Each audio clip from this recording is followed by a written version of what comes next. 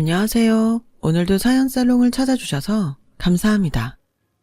한때는 사랑이 전부라고 생각했던 시절이 있어요. 가난한 남자를 만나도 사랑만 있다면 어떻게든 극복할 수 있다고 믿었거든요. 그래서 철없던 시절 사랑만 보고 무모한 결혼을 강행했더랬죠. 당시 전문대를 졸업하고 직장 생활을 하던 저는 직장 동료의 사촌동생과 소개팅을 하게 되었는데 그때 만난 사람이 바로 제 남편이었어요. 남편은 저보다 4살 연하로 의대 본과 학생이었어요. 남편을 직접 만나기 전까지 저는 남편 나이를 모르고 있었지만 당연히 저와 비슷한 나이라고 생각하고 나갔었죠. 처음 소개팅 주선자를 통해 상대남의 의대생이란 얘기를 들었을 때 나이를 의심하지 않았던 이유는 의대는 일반대와 달리 본과가 6년 과정이기 때문이었어요. 그래서 저와 나이가 같거나 1살 정도 차이가 날 거라고 막연히 생각하고 나갔던 거였죠. 그런데 한참 얘기를 나누다 보니 학번이 저와 좀 멀더라고요. 아, 저는 알고 나오신 줄 알았어요. 사실 사촌 누나 싸이월드 사진첩에서 민영 씨를 보고 반해서 제가 소개팅 좀 시켜달라고 막 졸랐거든요. 당연히 사촌 누나가 제 나이를 말했을 거라고 생각했는데 아닌가 보네요. 혹시 제가 연하라서 실망했어요? 방금 전까지도 남자로 보던 사람을 나이를 알았다고 해서 애로 보이지는 않았지만 왠지 죄를 짓는 것 같은 기분이 드는 건 어쩔 수 없더군요. 그래서 헤어질 무렵 더 만나는 건 부담스럽다고 말했죠. 그 말에 남편은 많이 실망한 눈치였어요. 미안하기는 했지만 그날의 소개팅은 그렇게 끝이 나고 말았어요.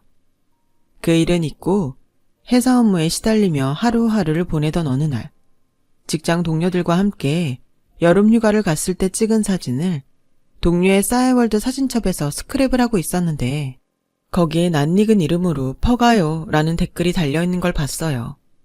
동료의 사촌 동생인 제 남편이었죠. 혹시나 하는 마음에 남편의 이름을 클릭해 남편 싸이로 들어가 보니 거기에 제가 함께 찍힌 사진들이 잔뜩 스크랩 돼 있더라고요. 남들 눈에는 남편이 사촌 누나가 찍힌 사진을 스크랩한 걸로 보이겠지만 제 눈에는 좀 달라 보였어요.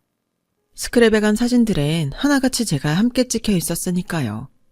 그날 이후 저는 종종 남편 싸이월드에 들어가 보곤 했는데 그러던 중 방문객 이벤트에 딱 걸렸지 뭐예요.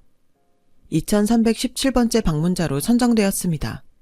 라는 문구가 뜨자마자 얼굴이 화끈 달아오르는 게 쥐구멍에라도 숨고 싶은 심정이었어요. 제 입으로 부담되니 만나지 말자 해놓곤 남편 싸이월드에 드나들다가 딱 걸렸으니 왜 안 그렇겠어요? 순간 5만 가지 생각이 떠올랐어요. 그냥 방명록에 실수로 들어왔다고 쓸까? 아니면 어머? 랜덤 타고 아보니 상영씨 홈피네요. 신기방기 라며 시치미를 뗄까? 그것도 아니면 그냥 철판 깔고 모른 척 해버릴까? 머리를 쥐어짜며 온갖 궁리를 해댔죠. 그런데 그때였어요. 제 방명록에 남편이 글을 남겼더라고요. 기다리고 있었어요. 라고요.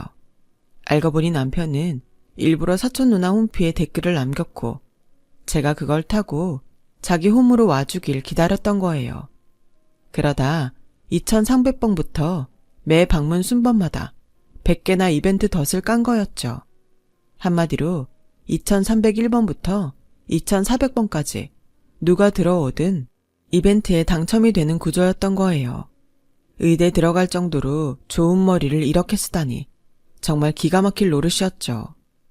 아무튼 그 일로 저는 남편과 다시 만나게 되었고 얼마 뒤 정식으로 사귀게 되었어요.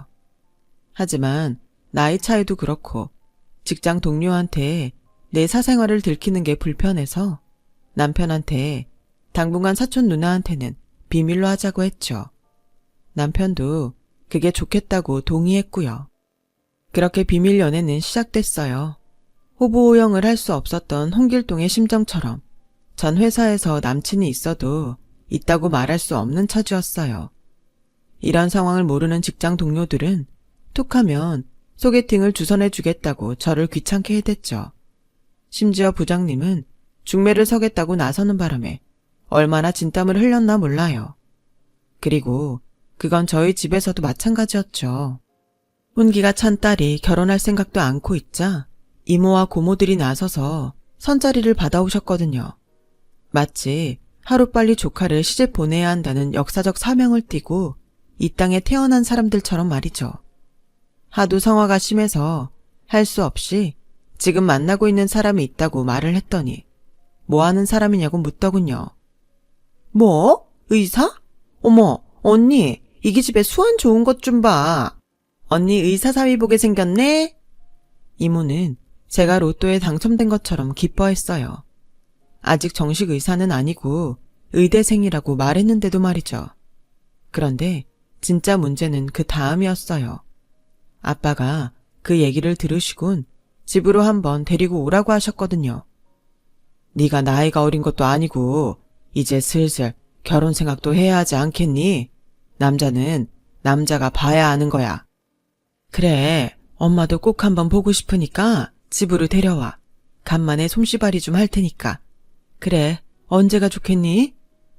엄마까지 나서서 닥달을 하는 통에 할 수 없이 남편을 집에 초대했어요.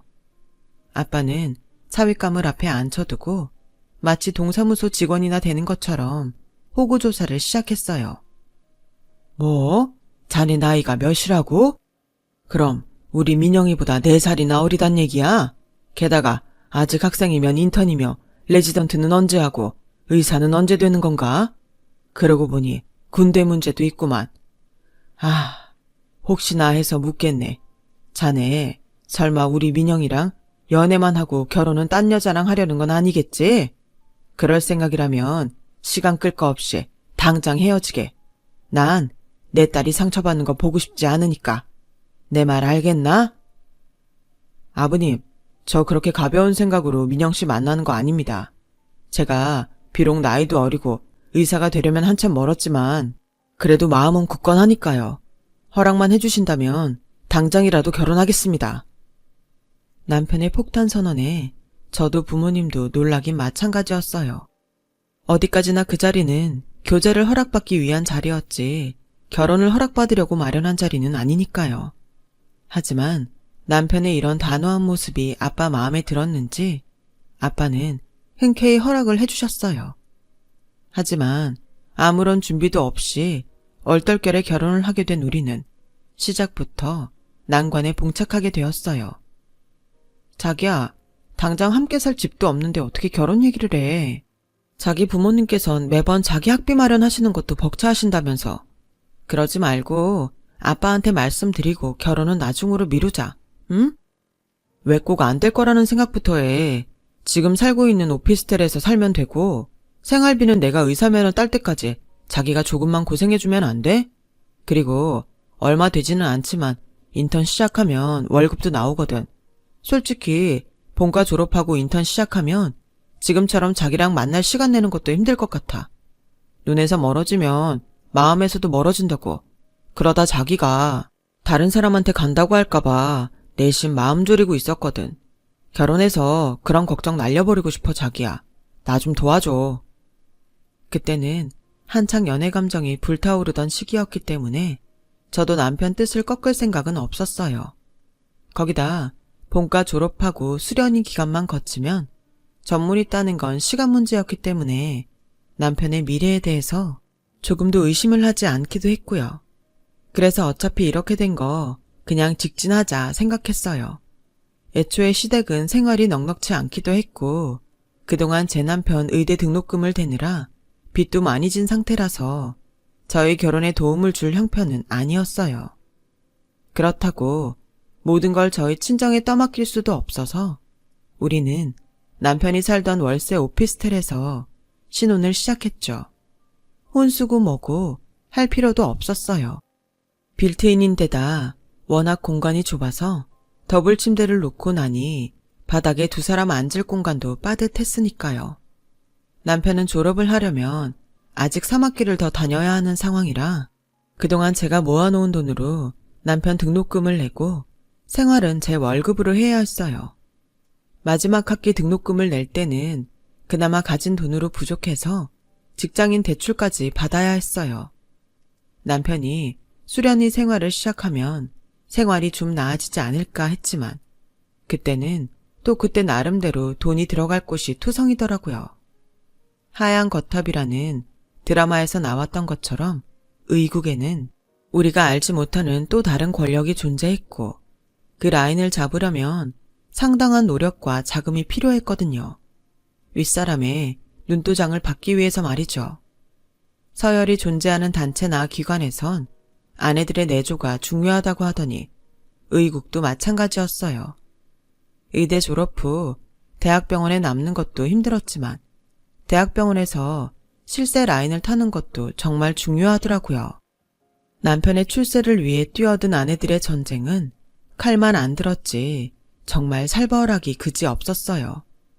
회사에서도 별로 눈에 튀지 않게 살아가던 저는 하루아침에 치맛바람 날리며 내 남편을 건사하려 이리 뛰고 저리 뛰는 열혈 아내가 되어야 했어요. 그러는 과정에서 빚은 점점 더 늘어만 갔고요. 생활이 그렇다 보니 친정에 손 벌리는 일이 잦아졌고 그 일로 남편과 다투는 일도 늘어갔어요. 도대체 언제까지 내가 당신 뒷바라지를 해야 하는 거야? 우리 엄마 아빠는 또 무슨 죄냐고. 어버이날이라고 변변한 선물 한번 못 해드리는데 어떻게 또 돈 빌려달란 소리를 해. 내 친정에만 손 벌리지 말고 자기네 집에도 좀 부탁해봐. 나도 더는 힘들어서 못하겠어. 지칠 대로 지쳐있던 저는 결국 폭발해버렸고 그런 제게 미안했던지 남편은 시댁에 돈 부탁을 했나 봐요. 다음 날 어머님이 전화를 했더라고요. 상영이한테 얘기 들었다. 네가 돈 구해오라고 그렇게 닥달을 했다며? 네가 등록금 내줬으니까 나머지는 니네 집에서 내라고. 아니에요 어머님. 오해가 있었던 모양인데 저 그렇게 말한 적 없어요. 네가 안 그랬으면 상영이가 거짓말을 했다는 거냐 뭐냐? 그동안 내가 참고 말 안 했는데 너도 그렇고 니네 친정도 그렇고 참 뻔뻔하다. 길 가는 사람을 붙잡고 물어봐라. 의사 남편 얻는 게 어디 쉬운가? 남들은 병원을 차려준다, 외제차를 뽑아준다, 난리도 아닌데 넌 시집 올 때 해온 게 뭐 있냐? 꼴랑 몸뚱이 하나 들고 와서는 남편 뒷바라지 하나 하는 것도 버거워서 그 난리니? 그럴 거면 애초에 왜 의사 남편을 욕심냈던 거냐? 너 아니었으면 우리 상영이 돈 있는 집에 장가가 돈 걱정 없이 떵떵거리고 살았으래야. 그런 애 앞길을 막아놓고 주제에 고가 생활비 좀 낸다고 그렇게 생색이야. 까놓고 말해서 네가 잘난 게 뭐 있냐? 나이가 어리기를 하냐? 학벌이 번번하기를 하냐? 꼴랑 전문대 나온 주제에 그것도 학벌이라고 어디서 유세냐고. 막말로 내 아들이 의사 면허 따면 네가 좋지 내가 좋냐? 그 정도 투자도 안 하고 어떻게 의사 남편 덕을 보고 살 생각을 해? 양통머리 없는 것 같으니라고. 아무튼 한 번만 더 돈 문제로 우리 상영이한테 유세 떨면 너도 니네 친정도 가만 안 둘 줄 알아. 니들 당장 이혼시키고 내 아들 새장가 보낼 테니까 알아서 하라고.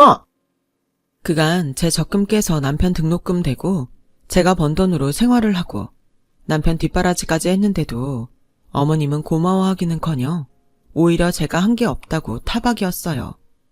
그런데 이 일은 어떻게 알았는지 남편 사촌 누나인 회사 동료가 저한테 그러지 뭐예요. 작은 엄마한테 얘기 들었는데 자기 좀 뻔뻔한 거 아냐? 내 사촌이라서가 아니라 솔직히 그렇잖아. 상영이는 인류대 나와 곧 의사까지 될 몸이고 자기는 전문대 졸이잖아. 누가 봐도 기울어지는 건 자긴데 어떻게 남편 의대 등록금 좀 냈다고 그렇게 생색을 내? 한창 병원 일로 바쁠 애한테 어떻게 시댁에 돈 받아오란 소리를 하냐고. 자기가 몰라서 그러는 모양인데 아무리 세상이 변했다지만 그래도 여전히 이사 남편 얻으려면 적어도 아파트에 수입차에 병원까지 열쇠 3개는 있어야 돼. 근데 자긴 해온 게 뭐 있어? 아무것도 없잖아. 그럼 남편 학비 되는 건 당연한 거 아니야? 내 말 너무 서운하게만 생각 말고 주변을 좀 둘러보고 행동해. 자기가 얼마나 뻔뻔하게 구는지 말이야. 다 자기가 걱정돼서 하는 말이니까 너무 고깝게 듣지는 말고. 아주 불난 집에 휘발유를 붓더라고요. 그런데 사람이 그렇잖아요.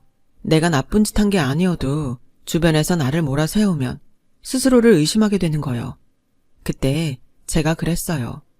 분명히 억울한 건 난데 주변에서 저보고 뻔뻔하다고 하니까 정말 내가 잘못한 게 아닌가 생각되더라고요. 그래서 그 후로는 남편한테 돈 얘기는 일절 꺼내지 않았어요. 괜히 꺼내봤자 저랑 친정 부모님이 욕을 먹을 게 뻔했으니까요. 그래, 어디 정식 의사만 돼봐라. 그땐 이런 수모도 끝이다. 저는 돈에 시달리면서도 기를 쓰고 버텨나갔어요. 수련회 과정을 마치고 남편이 군입대를 했을 때도 혼자서 생활비며 대출 이자와 원금을 갚느라 퇴근 후 저녁 시간과 주말에 알바까지 하면서 말이죠. 그리고 드디어 남편이 정식 의사가 되어 온전한 월급을 벌어오게 되었어요. 하지만 월급만으론 그동안 친정에서 빌린 돈을 갚기는커녕 대출금 갚는 것도 부족하기만 했죠. 그래도 전보다는 확실히 돈 걱정을 덜하게 되었으니 다행이다 싶었어요. 게다가 친정 부모님이 당신들 돈은 천천히 갚아도 된다고 하셔서 먼저 급한 불부터 꺼나가기 시작했죠. 그리고 드디어 카드사와 은행 대출금을 다 갚고 한시름 놓게 되었어요. 친정 돈은 천천히 갚으면 되니까 더는 알바까지 뛰며 고생을 안 해도 되었죠. 그런데 하필 그때 시댁에 일이 생겼지 뭐예요. 뭐? 아버님이 사기를 당하셨다고? 도대체 얼마나? 정확히는 모르겠는데 그보다 문제가 있어 자기야. 사실 아빠가 사업을 시작하실 때 자금이 없어서 대출을 받아야 했거든. 근데 자기도 알잖아. 우리 아빠 신용도 안 좋은 거. 은행에서 대출 안 된다고 그래서 사금융에서 빌리셨는데 그때 내가 보증을 섰거든. 자기 미쳤어? 나한테 상의도 안 하고 어쩌자고 그런 짓을 벌여. 그래서 얼마나 빌렸는데? 3억 5천 정도? 순간 심장이 쿵 하고 내려앉는 기분이었어요. 이제 겨우 어두운 터널을 빠져나왔다 생각했는데 그보다 더 캄캄하고 긴 터널에 내던져진 기분이었거든요. 결혼하고 이날 이때까지 애 갖는 것도 미루고 빚 갚느라 청춘을 바쳤는데 이젠 시집 빚까지 갚고 살아야 한다 생각하니 도저히 엄두가 나지 않았어요. 그래서 방바닥에 주저앉아 멍하게 허공만 바라보고 있었죠. 그랬더니 제 눈치만 보고 있던 남편이 기어들어가는 소리로 그러는 거예요. 그래서 말인데 우리 이혼하자. 진짜 이혼을 하자는 건 아니고 일이 정리될 때까지만 위장 이혼을 하자고.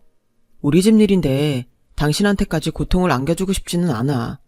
지금까지 당신이 나 위해 해준 것도 미안해 죽을 지경인데 어떻게 우리 아빠 빚까지 갚아달라 그래. 일단 파산 신청하고 정리되는 대로 다시 혼인신고하면 되니까 그때까지 자기는 친정에 가서 지내. 여기 있으면 빚쟁이들한테 시달릴 테니까. 자기야, 정말 미안해.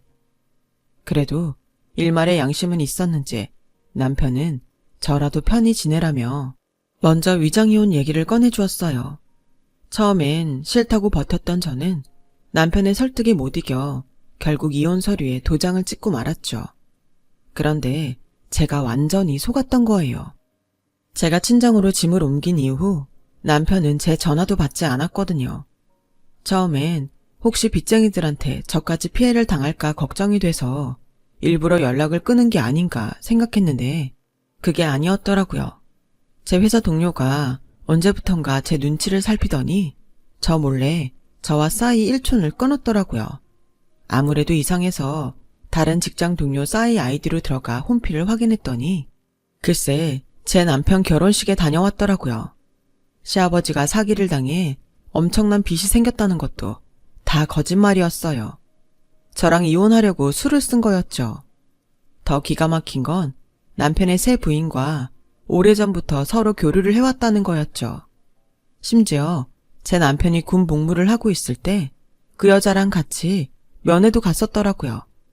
남편의 외도를 알면서도 지금껏 입을 다물고 있었던 거예요. 게다가 서로 주고받은 방명록 내용을 보니 그 여자한테 명품 백도 선물을 받은 것 같았어요.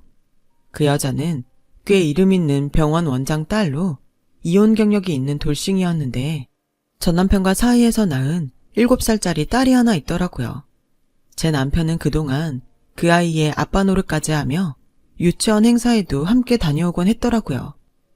그동안 저는 남편과 그의 가족들한테 완전히 속고 살았던 거죠. 모르면 모를까 상황을 알게 된 저는 이대로 넘길 수만은 없었어요.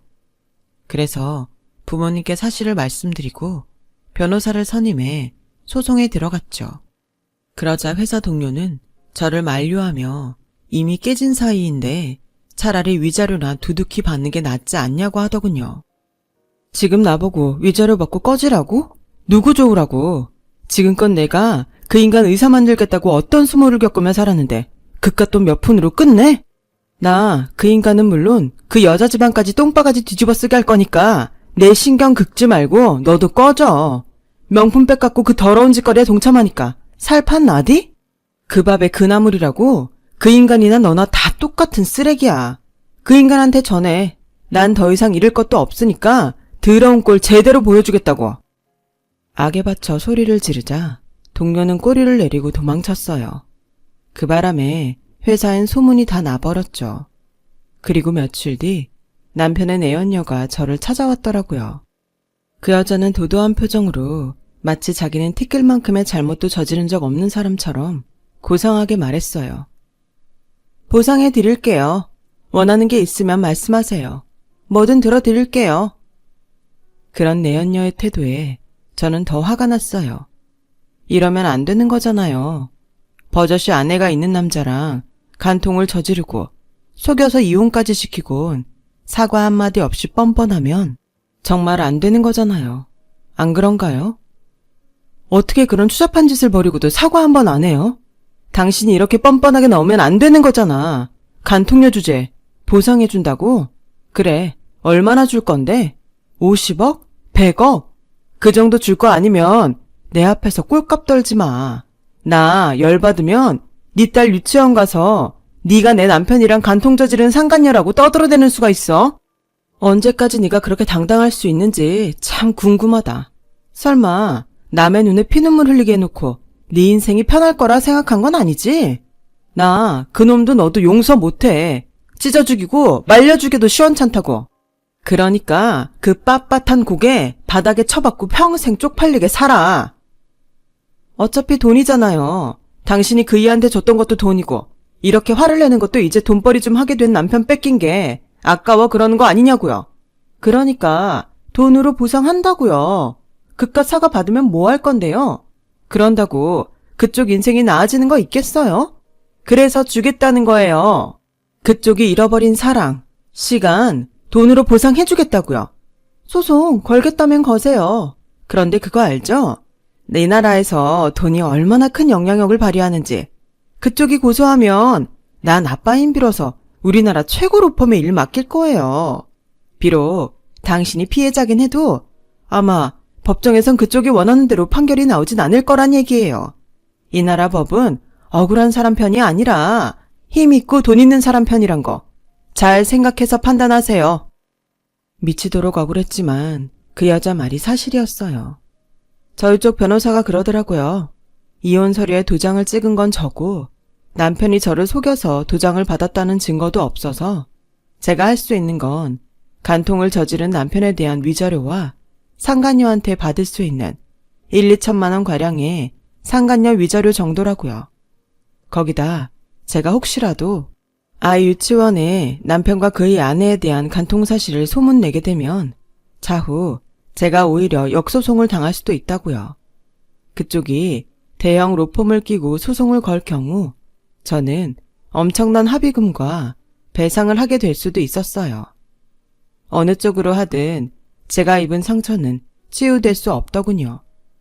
그래서 소송을 접고 위자료를 받기로 했어요. 그간 남편 학비며 뒷바라지하면서 들어간 친정돈 외에 10억을 더 받고 소송을 취하했어요. 그리고는 다니던 회사를 그만두고 나왔어요. 이미 회사 내에 저에 대한 소문이 파다하게 퍼진 상태라 도저히 고개를 들고 다닐 수가 없었거든요. 전 남편의 사촌 누나 역시 그 일로 회사를 그만뒀다고 하더군요. 저야 사람들한테 동정의 눈빛을 받게 되었지만 동료는 가해자로 찍혀 사내 여직원들의 공공의 적이 됐으니까요. 그렇게 시간은 흘러 저는 어엿한 건물주가 되었어요. 상가녀한테 받은 위자료로 시작한 온라인 수입 대행업이 잘 돼서 얼마 전 건물을 구입했거든요. 건물 1층엔 부모님이 하시던 식당을 이전했고 2층과 3층은 제가 사무실로 쓰고 있어요. 4층과 옥상은 부모님과 제가 사는 살림집으로 쓰고 있고요. 한때 믿었던 남자한테 배신당하고 만신창이 돌싱이 됐던 제가 이만하면 성공한 셈이죠. 과거에 연연하고 살았다면 오늘의 행복은 꿈도 못 꿨을 테니까요. 복수를 못했다는 게 좀 아쉽기는 하지만요. 하지만 끝날 때까지 끝난 게 아니라던 요기베라의 말처럼 제 인생은 아직 끝난 게 아니었더라고요. 돈 많은 여자 만나 신분 상승을 할 줄 알았던 전 남편이 글쎄 거지꼴이 돼선 저를 찾아왔지 뭐예요. 장인 병원에서 죽어라 이랬는데 작은 의료사고 하나 냈다고 팽하지 뭐야. 거기다 의료소송까지 하나도 안 막아주는 바람에 우리 부모님 사시던 집까지 합의금으로 다 날리고 완전 개털이 됐다니까. 알고 보니까 그 집안이 원래 그렇게 인정사정 없는 집구석이더라고. 거기다 여자가 어찌나 사치가 심하고 성격이 드센지 내가 하루도 제대로 숨쉬고 산 날이 없다니까. 돈 좀 있다고 어찌나 유센지 남편 알기를 개떡으로 알아. 오죽하면 전 남편도 그 여자 성격에 질려서 도망치다시피 이혼을 했겠냐? 내가 미친놈이지. 그런 여자가 뭐가 좋다고 당신처럼 착한 여자 가슴에 대못을 박다니. 그래서 말인데 자기야, 우리 다시 시작하자. 우리 같이 살면서 돈 문제 말고는 얼굴 붉힌 적 없잖아. 이제 당신도 돈 벌 만큼 벌었으니까 돈 때문에 스트레스 받을 일 없을 거 아니야. 자기 아직 나 사랑하잖아.